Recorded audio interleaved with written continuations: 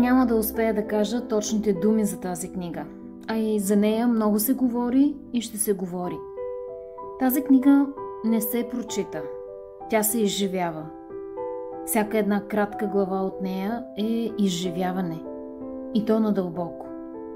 Макар че разказва за един конкретен баща и един конкретен син, тя ще успее да се свърже с всеки един син или дъщеря и да им напомни за любовта им към техните конкретни родители, за смъртността на всички нас и за важните избори, докато сме още живи.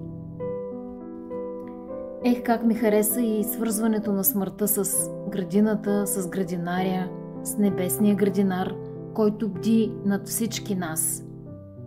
Истинска книга. В душата си давам много повече от 5 звезди.